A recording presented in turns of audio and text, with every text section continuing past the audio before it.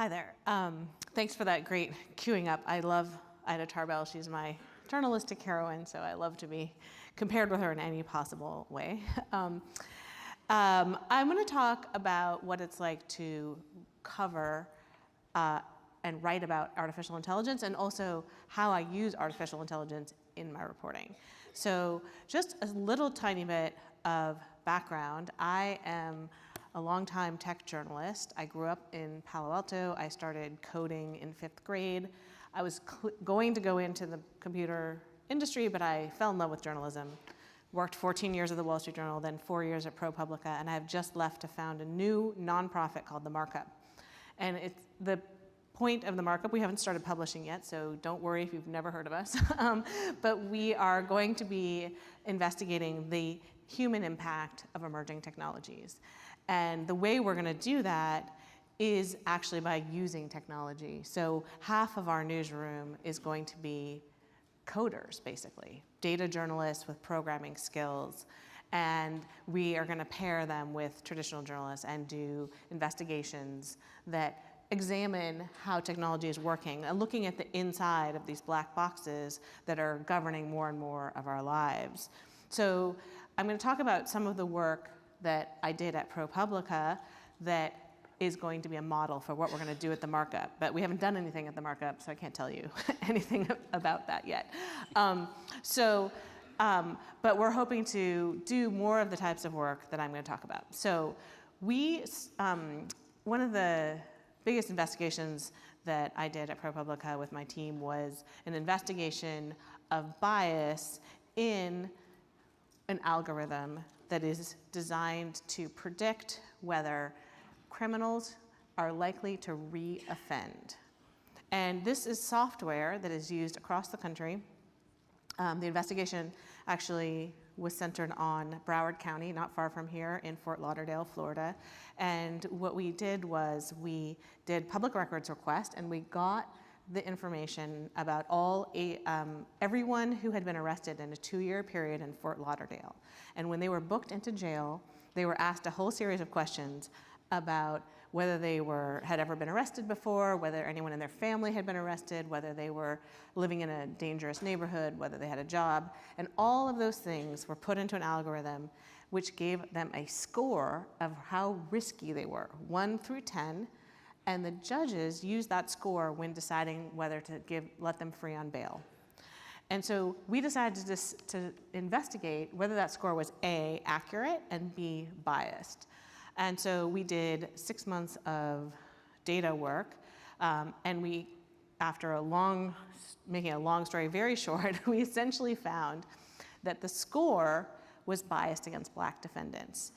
It was only right 60% of the time, and the 40% of the time that the score was incorrect, meaning it inaccurately predicted whether this person would go on to be arrested in the next 2 years. And the way it was wrong was it was wrong differently for black and white defendants. So it was twice as likely to say a black defendant was going to commit a crime when they actually did not go on to commit one. And it was twice as likely to underpredict for a white defendant, saying that they would not go on to commit a crime when they actually did.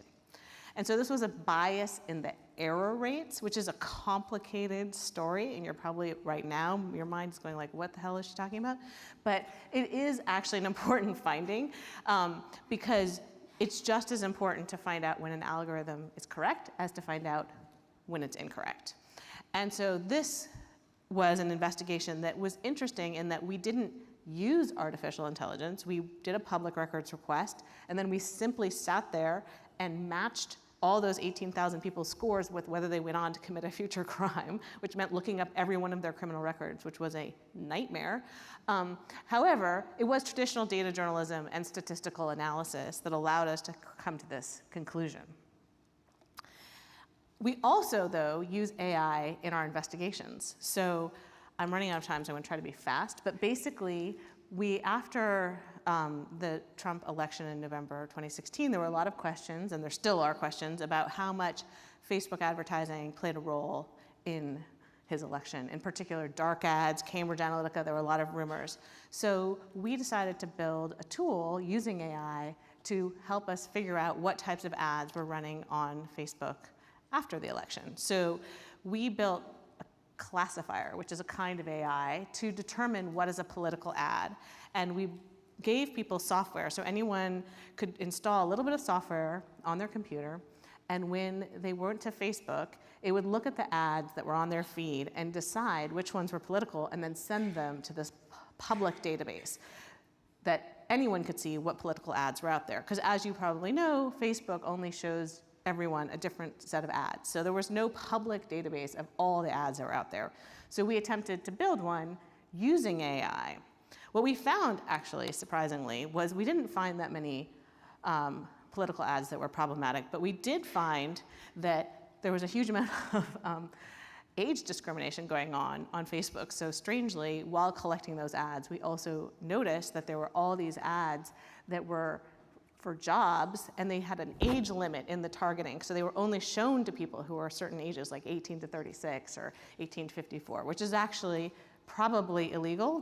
That case is in the courts right now, but it is not legal to to say basically no older people can apply to your job. So we ended up finding something different than what we set out to find, but it was the AI that set us off on this path.